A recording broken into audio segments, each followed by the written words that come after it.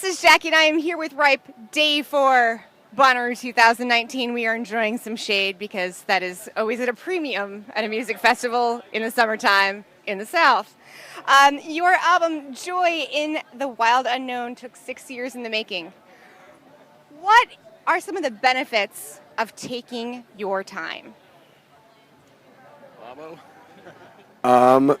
You get to make people wait a really long amount of time before they get to hear any new music.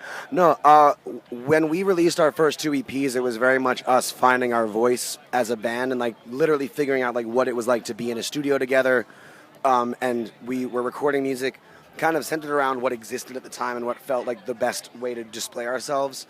But we always like look at albums as sort of mission statements. Like we want albums to feel cohesive. We want albums to say something meaningful.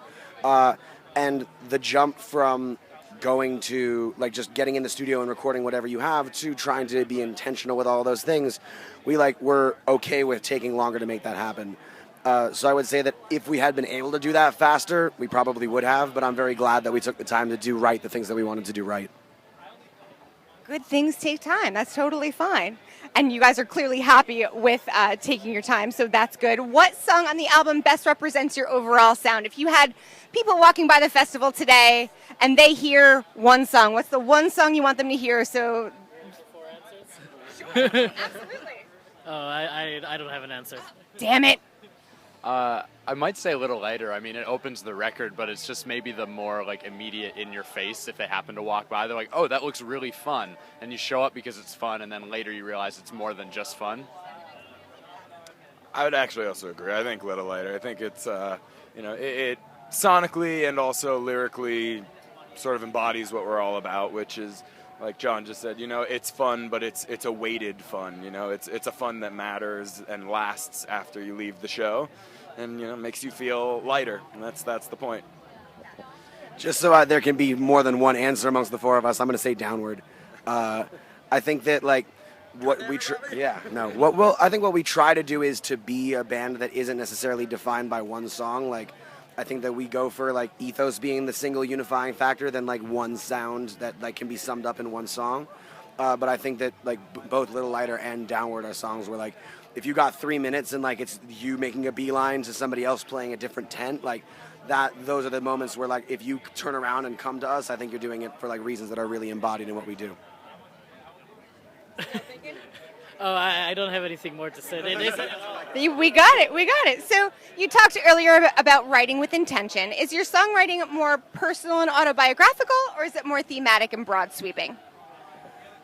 It's kind of one to find the other. Like I think that writing from outside of our experience has generally felt like false is not quite the right word, but it feels like better to write from things that have happened to us or feelings that we've had. But I think that the goal is to try and take things that have happened to you and connect them to things that happen to a lot of people. Because like writing about the absolute specificity of living in like a Boston suburb in a townhouse and like doing a job that not many people have, like there are a lot of things we do that are not the same thing as everybody else, but I think that what we do is try and like go through that to find like things that resonate with lots of people. I appreciate that. So when you play live, do you guys like to experiment or do you play as close to the true recording as possible? Definitely not as close as possible. We try and like do different things, but I mean, it's not like we're really jamming. It's not like we're going into an open-ended section and just like see where we go. But there are sections where the energy of everybody just being on stage together can really like elevate a section that might not otherwise stand out on the recording. Somewhere before Fish and Dead. I appreciate that. Yeah, like a few hours, like 5 hours at the festival before Fish. So with new music out, what role does music streaming play in 2019 for you as musicians? A lot of people feel like it's a double... Nope, but no. There we go. Well, for a long time it's been a platform that has become the most popular platform but wasn't regulated in any way. And artists weren't really making that much out of it.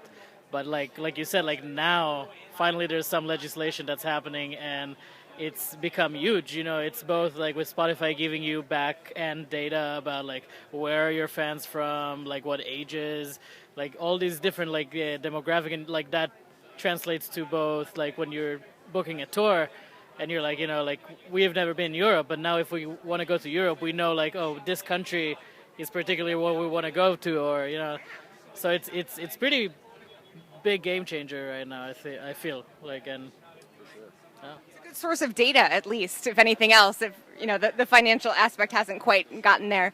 So you mentioned again the intention of writing an album and taking your time, but because of music streaming, it's also really easy just to put out a one-off single. Is that something you'd ever consider doing, or do you feel the need to make sure that it's a put together piece of work? I think it's absolutely something that we consider doing, and we're working on some new music this summer, and we have more new songs than we know what to do with. So I would definitely expect to see that coming out. It could be in a single form, it could be an EP, it could be an LP. Whatever it is. What Robbie was saying. It'll be a statement, and it'll mean a lot to us. And I think that could stand as a single if that's the way we decide to go. And clearly albums still have value to you. Do you see them more as putting out or releasing one clear message, or because, again, of music streaming and the music business in 2019, using it as a tool to showcase a wide variety of your talents and a wide variety of kind of little mini genres? Like, where do you tend to lean towards while you're writing new music? Well, I feel like the record we put out, Joy in the Wild Unknown, is definitely more of what you just said, where it's like showcasing all these different sides of us. Like, we can do the funk thing, we can do the pop thing, like, maybe we even step a little jammy for a second, but like, I think it'd be really fun to release a record where it does have one very clear, like, ethos and vision and just like vibe even. I don't think we've done that quite yet, and I think it's something we definitely want to do.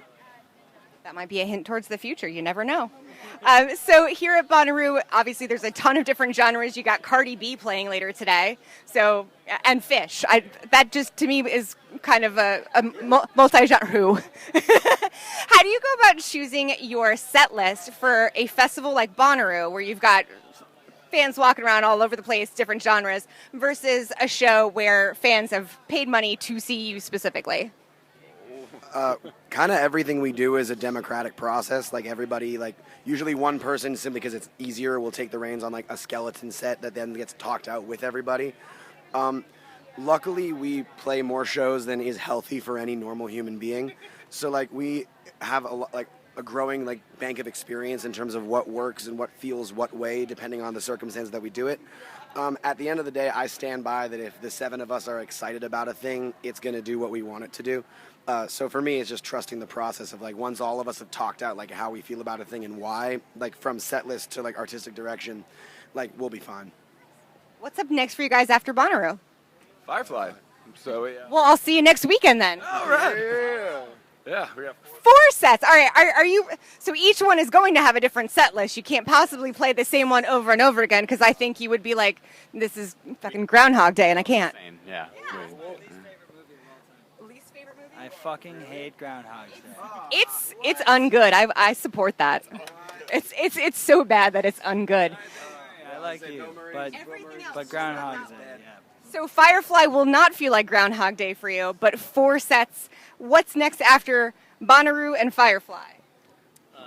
Connecticut Yeah, festival. No, we've been sleeping. Yeah, we got home from a long tour in April, and we slept for April and May, and now we're awake. And Now it's time to party. Hibernating. Yeah. Okay, well, now it's time to party, so stay tuned for much more from Ripe. This is Jackie. Thanks to In the Key of Change and Chorus FM.